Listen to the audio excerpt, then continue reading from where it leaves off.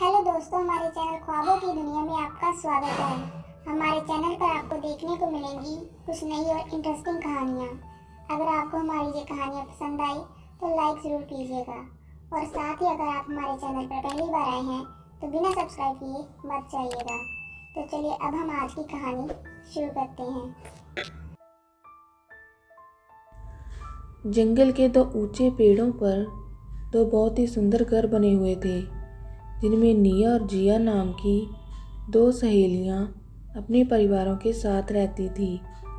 दोनों परिवारों में बहुत प्यार था और दोनों के पति एक साथ एक ही जगह पर काम करते थे और उन दोनों के बच्चे भी एक ही स्कूल में पढ़ते थे।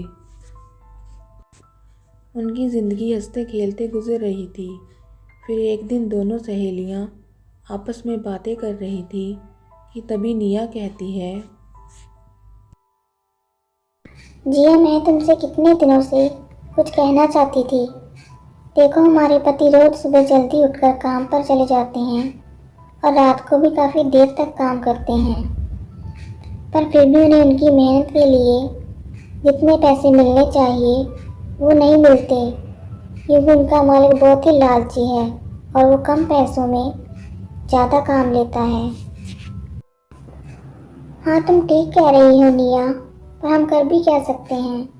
तुम तो जानती हो कि हम कौन सा इतने पढ़े लिखे हैं जो किसी अच्छी जगह पर काम कर सके, और हम दोनों ने भी तो बस स्कूल तक की ही पढ़ाई पूरी की है, इसीलिए हमें भी किसी अच्छी जगह पर काम नहीं मिलेगा।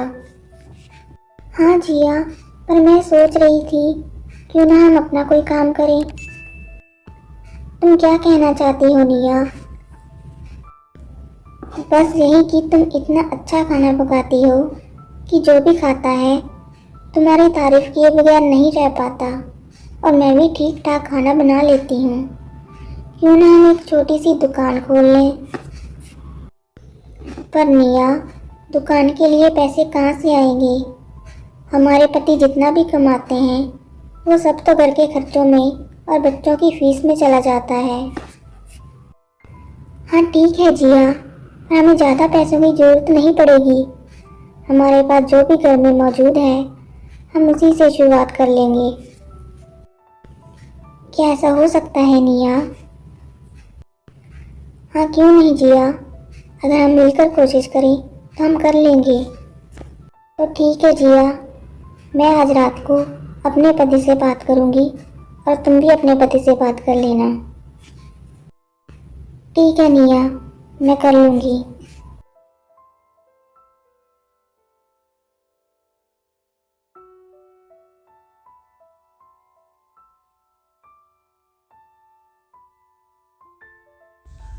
फिर अगले दिन दोनों मिलती हैं और निया जिया से पूछती है कि उसके पति ने क्या कहा, तो वो कहती है कि उन्होंने मना कर दिया। जानती हो उन्होंने क्या कहा?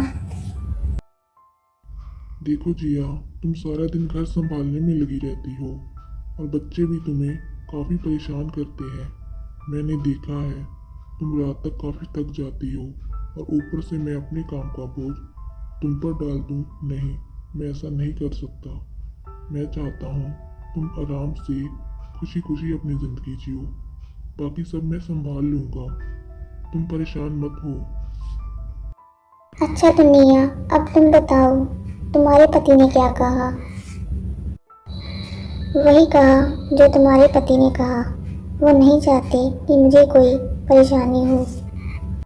तो अब क्या करें निया? फिलहाल तो कुछ नहीं।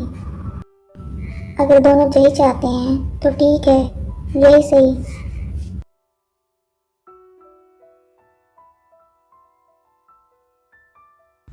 ऐसे ही कुछ दिन बीत जाते हैं।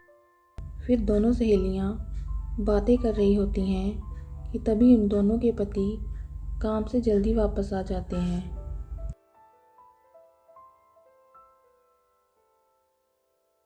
और उनके पास आकर कहते हैं, एक दिन तुम दोनों ने हमसे दुकान की बात की थी। बताओ हमें कि इस दुकान पर कितना खर्चा लगेगा।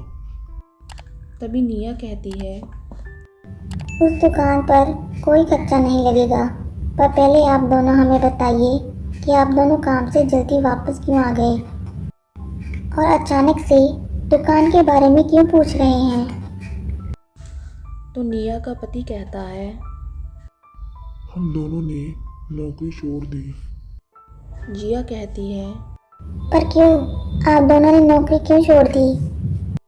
तो जिया का पति कहता है, कि आज हमने अपने मालिक से अपनी तनख्वाह बढ़ाने की बात की थी, पर उसने मना कर दिया, क्योंकि उसका मानना है कि उसने नौकरी देकर हम पर एहसान किया है, इसलिए हमें उतने ही पैसों में काम करना होगा जितने वो हमें देना चाहता है।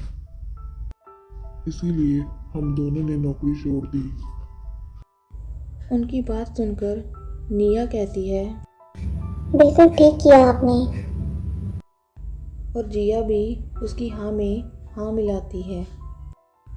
फिर निया का पति उनसे कहता है, हम तुम दोनों को अपने साथ एक ही शर्त पर काम करने देंगे,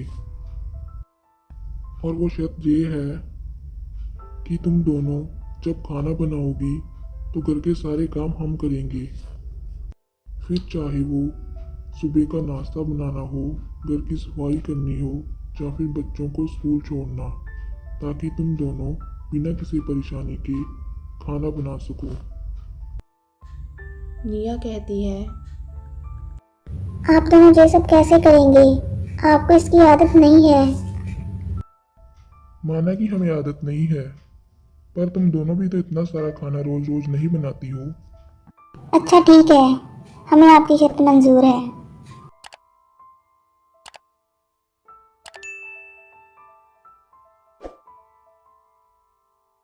फिर अगले दिन उन दोनों के पति घर संभालने में लग जाते हैं। निया और जिया जल्दी उठकर दुकान के लिए खाना बनाने में लग जाती हैं। वो जैसे ही खाना लेकर दुकान पर पहुंचते हैं, जल्दी ही सारा खाना बिक जाता है। ऐसा लग रहा था जैसे किस्मत भी उनके साथ थी।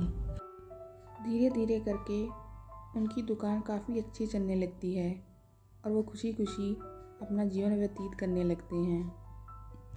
तो दोस्तों, ये थी हमारी आज की कहानी। अगर पसंद आई हो तो लाइक ज़रूर कीजिएगा और साथ ही हमारे चैनल को सब्सक्राइब करना मत भूलिएगा। फिर मिलेंगे एक नई कहानी के साथ। Bye bye.